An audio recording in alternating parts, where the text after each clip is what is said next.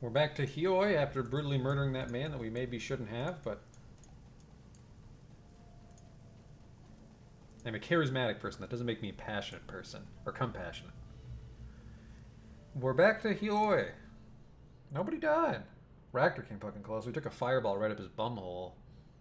Taco night. That's what that attack's called. The trip from Shekip May back to Hioi is quiet as you process the information revealed by the plastic-faced man. Prosperity is a name. 2 names, actually. One is a secret project Raymond was working on before he left for Seattle. The other is the corporate headquarters of Sang Mechanical Services. And Prosperity Tower is where Raymond Black is being held, alive. It's also where his memory is in the process of being reprogrammed by his mother, and time is ticking. The plastic-faced man proved surprisingly amenable and quite useful before you killed him. Your next stop is Kindly Cheng. She'll want to hear this.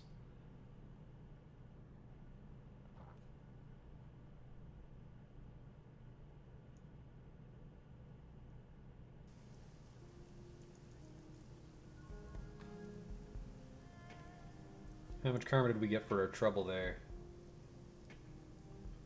10. You step out of the MTR station and into the balmy night air. An impenetrable wall of clouds, heavy with imminent rain, is blown in from the south. It covers the stars, causes them to wink out one by one. You can smell something on the air, something electric. The wind whips up around you and the clouds begin moving in a thick grayscale swirl. The spiral builds and grows, shimmering with faint amber light. As you watch the clouds roil in the sky, the sounds of the city retreat. A bubble of soft white noise replaces them, wrapping around your head and reflecting your own heartbeat back on you. You look down from the cloud and see the lights of the docks dancing in a warm, saturated bloom. Take a trit shot. Let's just enjoy the stillness. You lean back and take in your surroundings. The boats, the golden glow of the light on the water, the lapping of gentle waves against the docks. And then the first twinge tickles your chest, lets you know that something's coming. A moment later, you feel an incredible tightness in your chest. It feels like your heart is being crushed under the foot of a giant. Your vision goes gray and your sense of balance disappears. Gradually, blood rushes in to refill the organ, inflating like a balloon. Force your body to calm itself, fight through it. Try to catch your breath. You gasp for air, it doesn't come. Your breath shallows out, thins, makes you gasp like a suffocating fish. Your chest contracts again and again as you struggle to take in breath. You stumble forward and every cell in your body seems to vibrate. The energy thrums inside you, pulsating, building to an unbearable crescendo. And then you're on the other side of it. You find yourself standing in a familiar courtyard, the walled city. You're back in the walled city just like in your dreams. You can taste the stench of the place, the mildew and plaster and wet dog stink of the slum. What the? The crumbling facades of tenement buildings lean into one another above you, closing in on either side and creating a narrow walkway. Just like in your dreams, there's nowhere else to go. Nowhere but forward, down the path ahead. Well, let's... You let your legs carry you forward. You feel a creeping sense of certainty in the back of your mind, and it tells you that you've taken this same walk hundreds of times before. The sense of claustrophobia mounts and builds with every step you take. It feels like you're worming your way forward down a long, dark tunnel. The humidity of the place sticks to your skin. As you proceed deeper into the walled city, a low rumble fills the air, the noise of enormous gears in motion. You feel hollow, empty, and with every step you take, you can feel that emptiness growing. An unbearable yearning unlike any hunger you've ever known. Continue forward. You continue walking just as you always have, just as you were meant to. Off in the distance, an alien silhouette beckons to you. It's her, the tall, slender thing from your dreams. The elusive figure you've always been moving towards, but could never quite reach. A crowd of locals lines the path ahead, kneeling in supplication. They look emaciated, all skin and bones, clothed head to toe in dirty rags. Examine the kneeling figures? You stare at one of the nearest kneeling figures, a wiry man in his late 20s. He locks eyes with you. Slowly his mouth yawns open. The man has no teeth. They've been pulled, and recently from the looks of it, his gums are a bloody pitted mess. As you stare into the black void of his mouth, his tongue comes lolling out. It looks like it was caught in an industrial accident, a swollen, twisted slab of meat. The corners of the young man's mouth twitch upwards into a ghastly smile. Okay, bye. Seconds later, you've passed him and he's gone. Your legs carry you deeper and deeper into the beating heart of the tenement. If you haven't reached the center yet, you must be close. It's incredibly hot and humid in here. The sweat rolls down your body in sheets. Your thoughts go hazy with the heat. The dim sense of unease takes root in the pit of your stomach. Focus on the uneasy feeling? You try to concentrate on the unease that you're feeling, but you find it impossible to focus. The omnipresent sound of grinding gears isn't helping. Looking up, you can see where the noise is coming from. A hatch. The same door that you saw in your nightmare back when all this began. The markings on the door are legible now. A single word in faded yellow paint. Prosperity. Suddenly, impossibly, the alien figure that you've been moving towards is standing right in front of you. At the same time, your vision clears, and ice water runs through your veins. The walled city isn't a slum at all. It's an enormous gaping maw, and the buildings are a forest of crooked teeth. The thing reaches for you. With inhuman speed and grace, it plunges fingers of polished ivory into your mouth. Slowly, terribly, it begins to wrench your jaw open. You can feel your teeth splinter and break, and... oh... rough fingers on your shoulders snap you back to reality. The hand clenches into a vice-like grip and yanks you backward off your feet. You come crashing down to the floor of the Huey MTR station. You can feel a rush of wind just in front of you, a passing train. What is wrong with you, Stubtoe Williams? Strangler Bow eyes you coolly. Auntie Cheng's lost too many runners. Besides, there are cleaner ways to end your life than jumping in front of a train.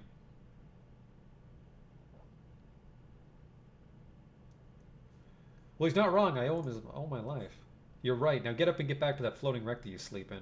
You don't get to die in here unless Mrs. Cheng says you do. Another 3 karma. No biggie. Hello? Human transient? A pair of dead-eyed transients lean against the abandoned car, their shoulders slumped. A pile of overstuffed bag lies in a heap on the sidewalk, spilling into the rain-choked gutter. The smaller of the pair looks down, notices that his bags are getting soaked, and does nothing. Seems like he's too exhausted to care. The shorter of the transient slowly shifts his attention to you. His voice comes out hollow and empty. You're one of Cheng's. Remain silent. Fine, stay quiet. We're getting the hell out of here while we still can. If you're smart, you'll follow us. Everyone with half a brain's getting out of this place. Well, whatever's happening here, I'm going to figure out what it is, and I'm going to fix it. You're either a fool or you're crazy. Nothing can fix what's coming for the walled city, and Huey is way too close to that place for comfort. What do you mean, what's coming? You don't know? Suppose you wouldn't. You're an outsider here, didn't grow up in the walled city like we did. To answer your question, they are coming. The Yama Kings, just like the ones in the old stories. Been having dreams about them, just like I did as a kid. But they weren't just dreams this time, they were signs, warnings. What can you tell me about the Yama Kings? Just what my grandfather told me. Respect ghosts and gods, but keep away from them. He stoops to begin pulling his bags out of the sidewalk and out of the gutter. Come on, Shen, it's time to go.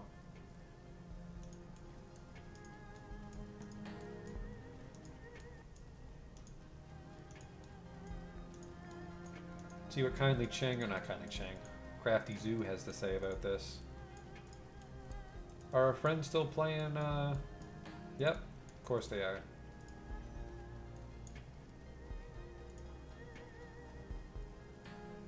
Look who's back. Why don't you go and get cars? Are you fucking serious? Are you all still having the dreams? We've had this conversation several times. I'm not leaving until you tell me what you saw. I don't make deals with terrorists. You best plunk your butt down because it's that sort of attitude that'll leave you heaving a spoonful of nothing but from your seniors. You hearing this guy low? I'm in agreement with Gin. You've gone too far, Stubtoe Williams. Fine.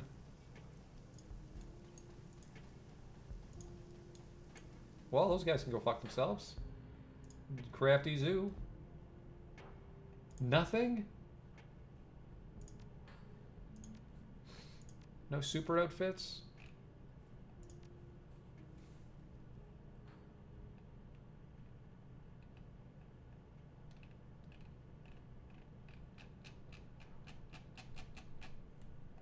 Fine, thanks, Crafty.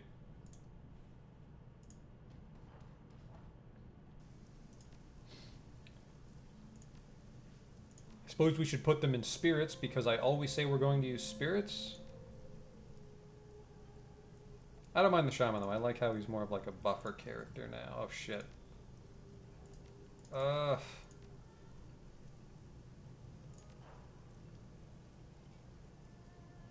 The more powerful to summon spirits. So yeah, spirit control, who the fuck cares?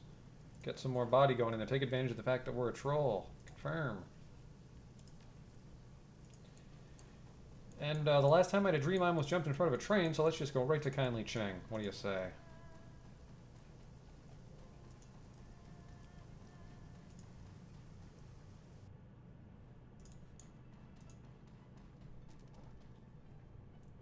The walk through the Mahjong parlor is punctuated by the tantalizing smell of coconut and fried confection. Your crew surrounds Kindly Cheng, watching uncomfortably as she peels small egg-shaped delicacies from a waffle-like pastry and pops them into her mouth. Each time she does, her eyes close in ecstasy and a soft sound comes from her throat. There you are, Stubtoe Williams. Your crew here tells me that you're able to locate and interrogate the plastic-faced man. The straw sandal's eyes narrow and a rusty voice gets an edge. They haven't told me his current disposition, however. I assume everything went as I instructed?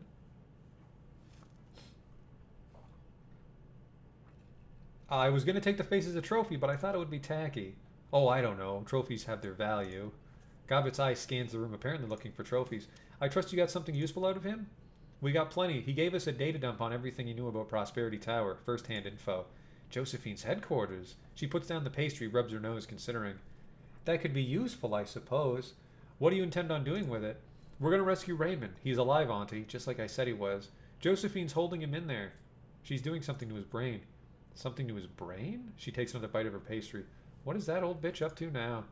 Based on memory Mr. Plastic showed us, it looks like she's trying to rewire her son's memories using something called ASSIST, Artificial Sensory Induction Systems technology. It allows the user to record, process, and feed synthetic sensory input into the brain. Like a SimSense chip? Yes, Auntie, it's the technology that led to SimSense. It's also what allows Deckers to enter the Matrix and grants riggers a neural connection to their drones. An expert assist technician could alter someone's personality, memory, even identity. I'm guessing experts like that don't grow on trees. Definitely not. Changing someone's memories requires a world-class expert in assist and a massive amount of computing power. I'm not sure exactly what they're doing to him, but I'm guessing that his mom wants him to forget something, or to remember it differently, maybe. We gotta get to Raymond before he's not Raymond anymore, then. That means a run on Prosperity Tower. Isabel and I have been studying the data the plastic-faced man gave us about it. Lots of good intel to mine there. How do we stop this assisting from rewiring Raymond? All we know is that an assist device is located in Lab 12. It's the only one in the building. Now, I doubt that Grandma will just hand over the passcodes to her system if we ask nicely. So we'll need a Decker to access the assist device and eject him from the system safely before she scrambles his brain. Oh, geez. That sounds dangerous. It's either that or leave him to Josephine. That can't happen. How do we get to Raymond? The key to this operation are the 3 security stations located on different floors. The matrix systems in these security stations are the command and control hubs for the entire building's security. As such, they're the best place to find out where Raymond Black is being held. That's all we've got in his location? All we know is that he's being held somewhere called Lab 12. But where that is or how to get in there is something we'll need to figure out on site. If things go hostile, the best thing to do is get to an alarm panel or matrix security node and shut things down. If we're noticed, we have a brief window to cut the link to the alarm system. If we do that, it'll isolate the whole floor from the security system. The rest of the building won't know what's happening there. If the alarm goes off and we cut the link to the alarm system, we can spoof the system.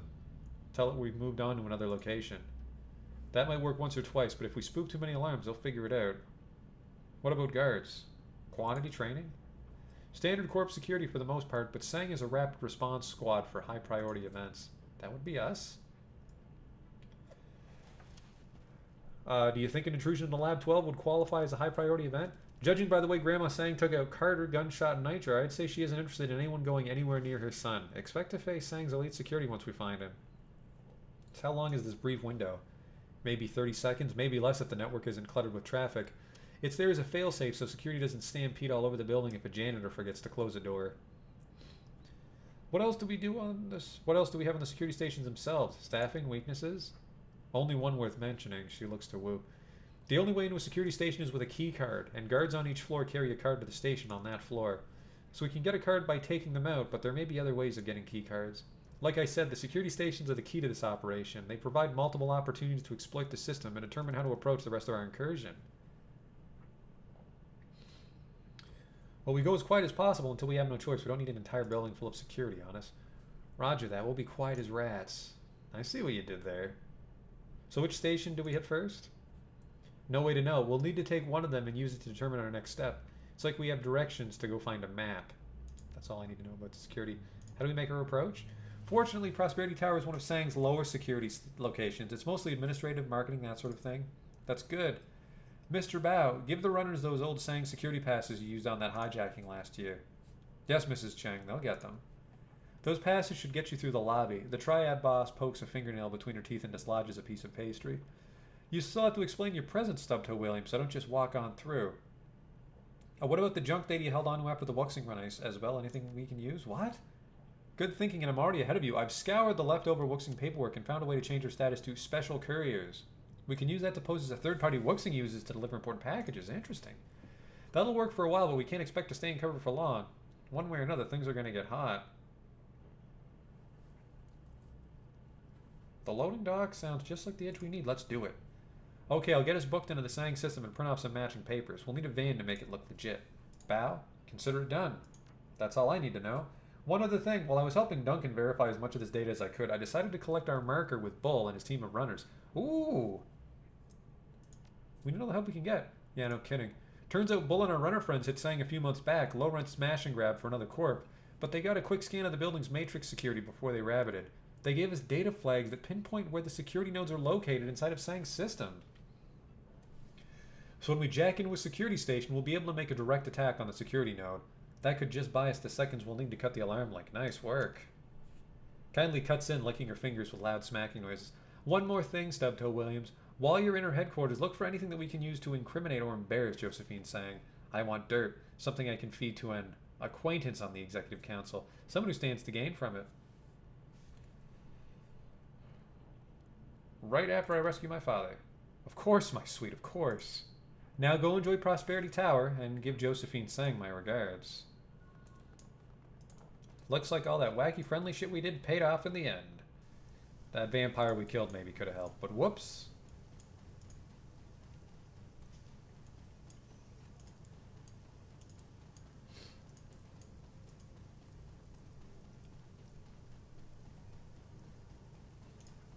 You know what? Fuck you, human refugee. You're having bad dreams, I'm trying to fix them. Infiltrate Prosperity Tower to rescue Raymond Black. Pow, pow, pow. Confirm my own inventory once we get there. Decker oh fuck, right, a Decker. Oh jeez, do we lose Gaichu or do we lose Duncan? I'm sorry, Ractor. They forced it. They forced it on me.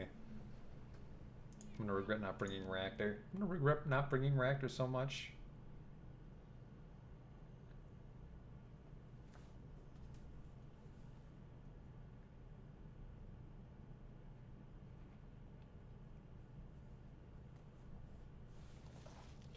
Infiltrating the headquarters of a megacorp and locating Raymond Black will be challenge enough. Extricating himself from his mother's assist device before his memories are permanently altered is another thing altogether. You hop the MTR South Island line and roll noisily to the nearby island of Aple Chow, a dense forest of soaring skyscrapers and corporate greed. Amid them, blending innocuously with its neighbors, stands Prosperity Tower. Emerging from the MTR station, you find a delivery van waiting for you. Just where Strangler Bao said it would be. You pull the van around the building to the loading dock of Sang Mechanical Services and its CEO, Josephine Sang. Alright, we've got our emergency thing. Let's bring a Force 4 fetish. Charisma just in case, I suppose. Platinum dock wagon thing. We're good. Oh, can I give you guys stuff? Yes, I can.